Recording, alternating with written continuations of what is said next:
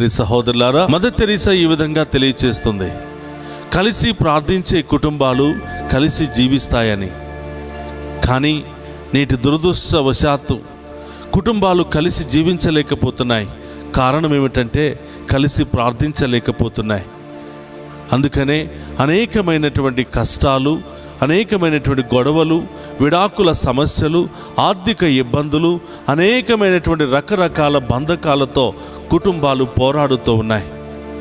మీ అందరి కుటుంబాలు దీవించబడాలని, కుటుంబంలో ఉన్నటువంటి మీ అందరూ కూడా శాంతి సమాధానంతో జీవించాలి అని, ఆ దేవాతి దేవుడు మీ అందరినీ కూడా ఆశీర్వదించి విలువైన ఐశ్వర్యముతో నింపి దీవించాలని మీ కొరకు ప్రత్యేకముగా ప్రతి నెల 2వ శనివారము ఉదయం 10 గంటల నుండి మధ్యాహ్నం 2 గంటల వరకు సనత్ నగర్ విచారణలో సెయింట్ తెరీసా చర్చ్ నందు ఉపవాస స్వస్థత ప్రార్థనలు మీ అందరి కొరకు నిర్వహిస్తూ ఉన్నాం.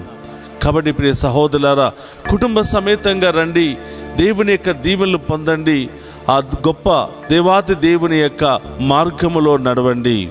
ఆ దేవాతి దేవుడు మిమ్ము మీ కుటుంబాలను హేరాళముగా దీవించి కాచి కాపాడునుగాక.